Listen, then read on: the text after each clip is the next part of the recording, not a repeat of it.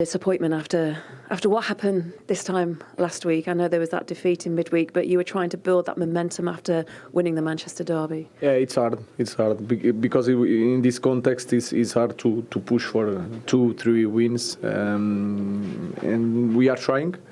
But this game was was hard on us. I think without any consider any situation, we suffer again set pieces. We were a little bit nervous. Also, the stadium in the beginning of the game, I felt it. But then we control the rest of the first half. We miss some clear opportunities, and then in the second half with a penalty, and then another goal is really hard on everybody here, the fans, the players. We tried to score some goals, but in the end was a tough match in a tough situation. So let's move on. Tough situation, tough match. Did some of the individual decisions as well perhaps not be at their best today? No, I don't see it that way. Of course, in the end of the game, you can see different things because you already saw the game. But if you look at the game, we were not conceding nothing before the first goal. Then we have a lot of opportunities. If we manage to score one goal, the game should be different. And in this kind of moment, everything is really hard on us. The set pieces, then the penalty, and then we want to score again, but we are too nervous. We want too quickly, and that's it. We have to fight this. And also the vulnerability as well, because from the moment after the penalty was scored, I think it was only like 2 minutes and 8 seconds, and they go and score again. Yeah, it's that kind of moment. You feel that you are near the more to score than to suffer another goal after the penalty. We need to control better the game because we already know that this situation is really hard, and we get a little anxious and nervous, and you want to do something right away, and we have to control better these moments, especially in this phase of our team. How do you combat that nervousness and that edginess that comes from within the players and get that better to help you perform better? It's just to work on the way we play. That's all. To give them something to do. To focus on the job, not the moment, not in the what you feel in the stadium. Just focus on the job. What you have to do when the ball is in one place, in another place, is the only way I know how to help my players is to focus on the job. Just that. Another opportunity coming in a couple of days' time as well against Wolves, and you hope to try and put some little things right for that one, don't you? Yeah, of course. And start again. We'll get to suffer again in the game. We'll try to win it, and that's it. Like you said, sometimes too many games is too much, but sometimes you need another game to go again. So we'll do it until the end. Alessandro, frustrating really, considering there were parts of that game where you played really well, but you've been punished by Bournemouth. Yeah, 100%. We are very disappointed because I think we are playing so well. We create many chances, and unfortunately we couldn't score. So disappointed. We have to adjust a few things, especially the set pieces. And we have to, I think, start the games scoring the first goal, So we want to work on that. I think we have a great coach and a great group as well. Yeah, we have to put the chest now, for sure. In this club it's unacceptable losing, but we are here to change things. From the outside looking in, the performances seem to get better and better with each week that goes past, but you're not getting the results that maybe you deserve for those performances. Yeah, for sure we deserve more. And I see a light in this club that I think we want to achieve that, and you see in the games that we are improving. We have to believe, and for sure it's hard to accept this kind of result. But I believe a lot in the staff and in our team, and we wanna, how I said, we wanna change this. Just important now for everybody to get themselves right for Wolves, which is 4 days away. Yeah, for sure. We have to recover, and then we have to prepare well the game because we need points, and we want to change the situation. I'm 100% confident on that. Bleacher, thank you. No problem. Definitely into the who he can sign, how much he has to spend, because they're not good enough at the moment for Manchester United. And we talk about Marcus Rashford not being in the squad. He wouldn't have made that team any worse today. I think they had their chances, they had opportunities, but it was comfortable in the end for Bournemouth. And how often do you say that a team like Bournemouth will go to Old Trafford, Manchester United, and be comfortable? And it could have been more in the end. Yeah, I mean, we started the show, didn't we, talking about Marcus Rashford, Jay, and Darren quite rightly mentions the transfer window. If you're Ruben Amorim, do you think, OK, if I can get Marcus Rashford out in January for a good price, it might enable me to do a bit of key business and get players in that kind of fit my system a bit better? Yeah, 100%. Like Darren said, there's not many players in that starting 11 today that you would say is comfortable playing in a 3-4-3.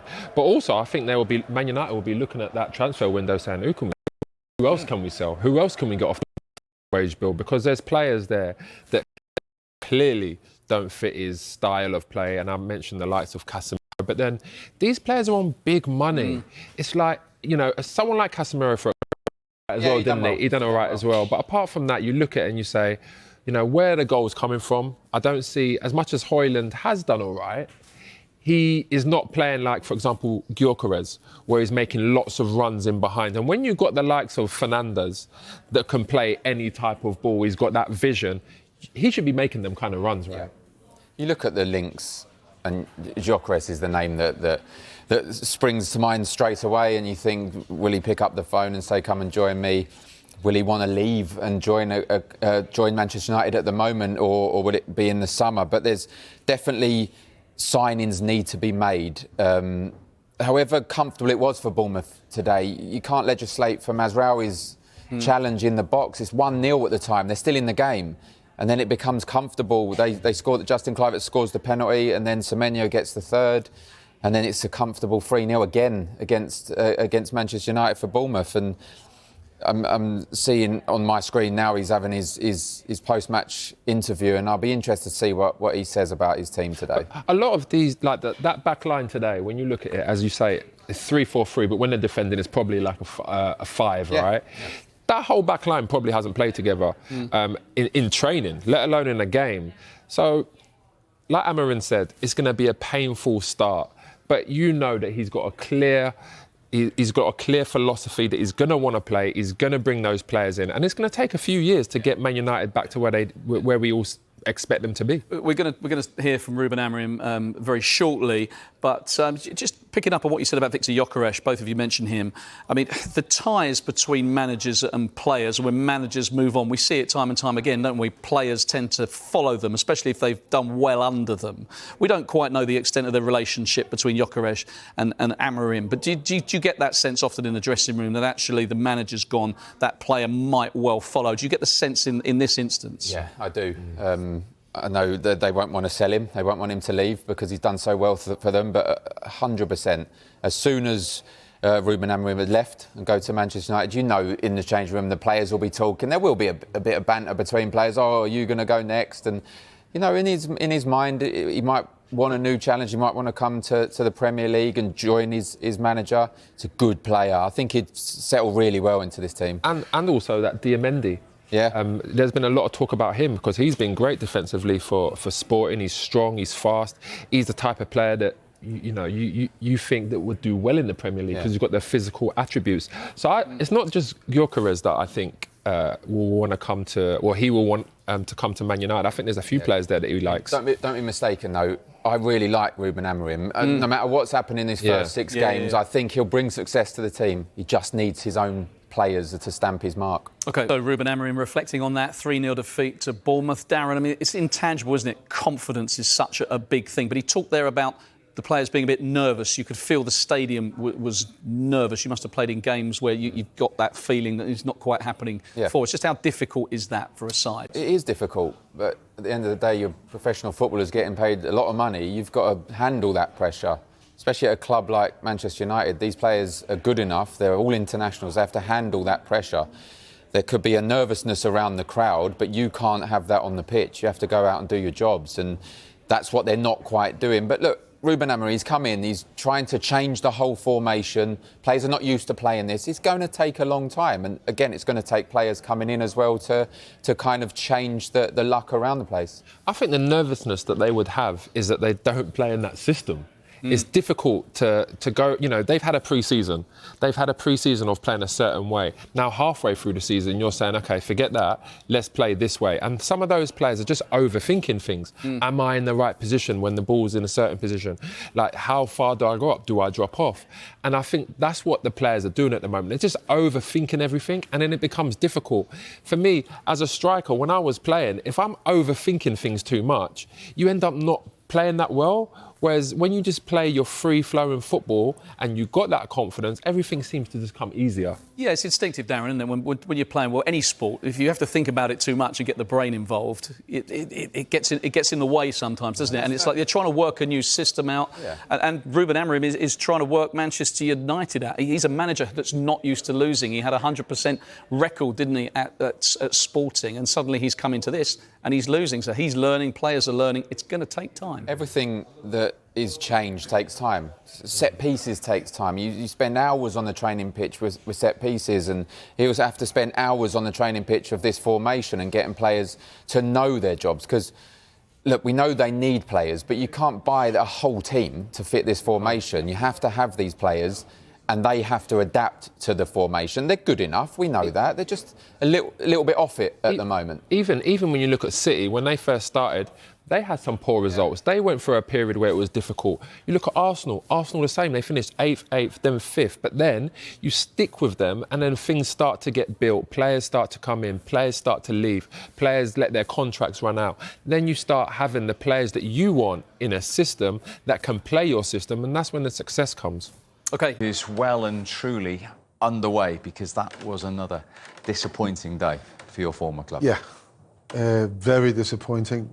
Again, too many mistakes, and it doesn't really look like a team.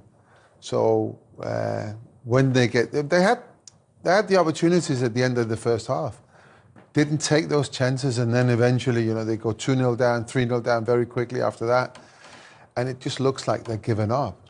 Just from that moment on, it just looked like the players individually tried to do something, I don't know, just to show them in a good light, but it's, again, just so disappointing. 3-0, 4 times they've conceded 3 goals. At home this season, and 2 of them now under Ruben Amorim. Let's have a look at the goals, Peter, because we'll start with the one I think that frustrates you the most. Another set play. Because it's simple, you just have to do your job. You get told what your job is, you do it in practice. Xerxes, I didn't mention that at half-time, but of course he should be tighter. But Bruno's not in the right position. He should be there either blocking the space or heading the ball if it comes in low. What he does is he goes forward and then he's out of the game. But then when you look behind Xerxes, you got all the defenders just stood there, and it's just disappointing that it happens it's a 9 out of 19, no, 9 out of 20 goals conceded up until that point was on set pieces. Yeah. And it's a simple thing. I don't like to talk about back then, but if you conceded 3 goals in the season, you felt you had a problem on set pieces, because they are simple things to defend against. But very disappointing. And the second half, they'd actually had a few opportunities, United, when Mazraoui was a little rash, to say the least, inside the penalty area. You're being kind, Steve, saying a little rash, a little stupid. What on earth? What on earth are you doing? He's going into your players. There's 2 players waiting for him there. He's going towards the line. He's not going to score from there. You dive in. You just got to stand on your feet. You've got to usher him away. It's just a poor decision. Clive Eart's got a fantastic penalty record, and he coolly slotted it away, probably watched the goalkeeper and then turned his foot into the other corner. And that was the sad thing for Manchester United nowadays is they go 1-0 down, 2-0 down. You never really think they're going to come back. It just doesn't happen. They're just not a very good team. But what Amorim's got to make sure now, that's not a wasted game. Everyone can say, 3-0, we lost, no points and all the rest of it. But it can't be a wasted game. He'll be watching with eagle eyes and making sure that these players that are not performing, they won't put on a red shirt again. And he's got to be that brutal and that ruthless. So wasted. Yes, you might not get any points, but something will just sink in there and think, OK, that's fine. We'll see what happens in a couple of weeks or 5 or 6 months. We should give credit to your former club as well, and Semenyo, who you spoke about prior to kick-off, getting another goal. Lovely move again. So it's an amazing move. I think it just sums up Bournemouth, to be honest. And even if you take it back, it sums up Man United in terms of how they play and the commitment. Mainu could have sort of got rid of it, but just a goal. And you see Semenyo there, he did it. There's no movement really. He just sort of just backs off a little bit, just hits around a penalty spot. It's a great cross, and then just a nice clean contact and that. But they deserved it. But that man again, his numbers are good. 5 league goals. And they deserved it. They were the better team throughout. Man United just not good enough. Too easy to play against. And Manchester United next in action on Boxing Day. They go to Molineux, Wolves away. And